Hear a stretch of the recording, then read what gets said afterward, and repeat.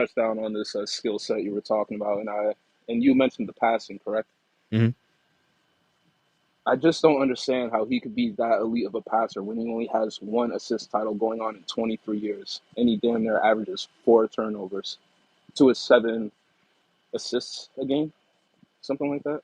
So ratio 7-4, you're saying? I think so. Yeah, I think he averages about 3.7 turnovers a game to 7 assists Okay. to one assist title in 23 years. I just think his Mhm. passing is a little overblown. Well, I don't personally subscribe to the fact that you have to win an assist title to be a great passer. I think it's an Hmm. indicator that you like if you win an assist title, you clearly can pass the ball, right? Hmm. But the guy who gets second or third can be just as good as the guy who was first. The difference between second, third, and first might be 15 or 20 assists, Hmm. No which could doubt, be no the doubt, difference between having a good shooter on your roster and not. no doubt. I'm just speaking more so to the standard of LeBron. If we're ready to coin him as one of the greatest passers, shouldn't he have at least more than one assist title under his belt? Okay, so that would If be your personal standard, right? I'm going to let you Okay, have that. I'm going to say you can have that, LT. You want to see great passers have multiple assist titles. okay, I don't think a player needs any assist titles to be a great passer. Now, if you want to make an argument for the most prolific passers of all time and your standard is assist numbers, then you've hmm, just set the parameters for that. I'm okay, telling you that I've seen great passers in the NBA who never came close to an assist title. I can respect that. Yeah. Yeah.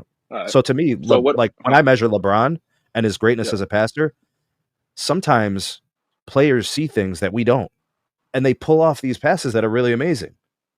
And then they average 7 or 8 assists a game, and they help their players achieve their teammates achieve offensive success because they set them up well.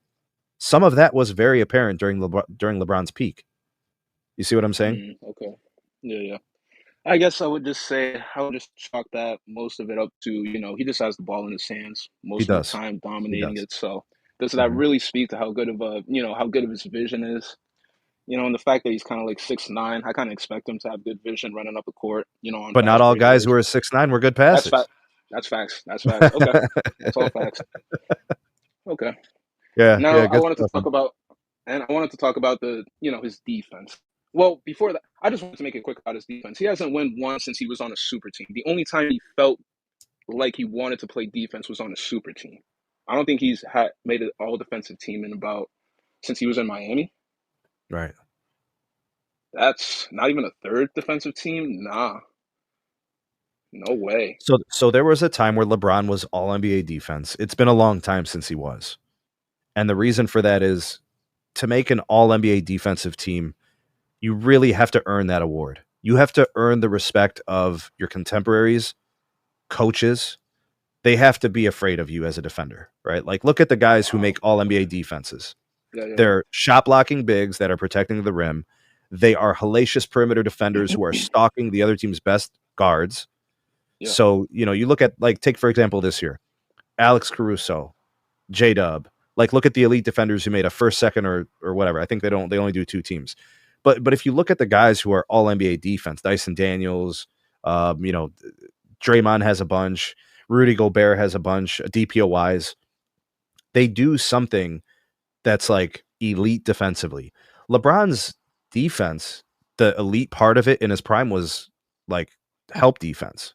yeah, His primary on the ball defense was good, but the only thing is I don't like the narratives about him guarding 1 through 5. I think that's BS. I think totally. LeBron Yeah, is very naturally really good at defending forwards. Small yes. forwards, power forwards because of his size and his speed and his power. He cannot guard a real center. He cannot point guards cooked him his whole career. Jason Yes. Terry ran him off the floor in 2011. Talk Um, about JJ Barea too. Can't yes, forget about point that little man. because point guards are shifty and LeBron is a big forward. Yep. That's just physics.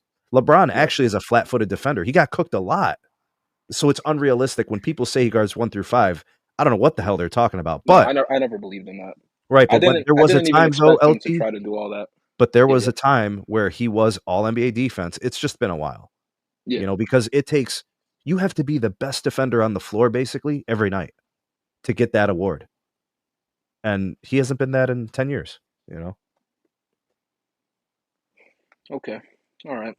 And one last thing I wanted to talk about regarding his skill set is the shooting department. I think I read something where it said over about 60% of his points came from the paint, and he shoots 37% from the mid range. I don't know. I just don't.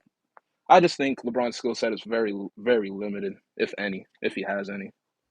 I think he's just been able to get away with just playing on straight brute force and physicality because he's been able to lift weights in a league where everyone's getting skinnier and prioritizing threes. So yeah, I guess he can make it look like he knows what he's doing out there, but nah. Every time I see that jumper, I'm just not believing in it. That Well, lean back, his jumper improved over not time. with It it. was never great. Did His his jumper improve, or did he just take more shots? Yeah, his jumper improved. I'll His take your word jumper for it. improved. Yeah, Yeah, so if you okay. go back and watch his second stint in Cleveland, Mhm. his form is cleaner, his release is smoother, and his footwork is better. All that connects to his jump shot, right? In Miami, he was still very blocky. He was still very robotic. Have you ever seen when LeBron does that thing with the jab steps where he pounds his foot into the ground? Yep, yep. Nobody's buying that. Nobody. Nobody moves. You see what I'm saying? But what he did in that second stint in Cleveland, he stopped doing that as much. Yeah, And he he's was smart actually enough. producing movements where the defender was kind of responding. It did look kind of fluid. He's not Kobe when it comes to that kind of stuff. Nobody was convinced of his fakes, right? But Yeah, what he was able to do in that second stint in Cleveland was he was able to build confidence in his jump shot. He started making the three a little bit better, right? Percentage wise, it got a little bit better some years. He like those things just got a little bit more reliable. Like look at what happened in '07 against the Spurs. They boxed him out. that was tragic. You see what I'm That was saying? But real that tragic. wasn't happening the second stint in Cleveland. You couldn't do that. He made them enough to where you still kind of had to be close. Yeah, I'll agree with that. That's true. They weren't just standing in the paint, but I'll say that he didn't improve on it as much to where I don't know. You could you could like in the 2016, 17, 18 era, you could still play LeBron the same way as the Spurs did in '07 That's what I and mean. and Yeah, maybe win if you have an elite team.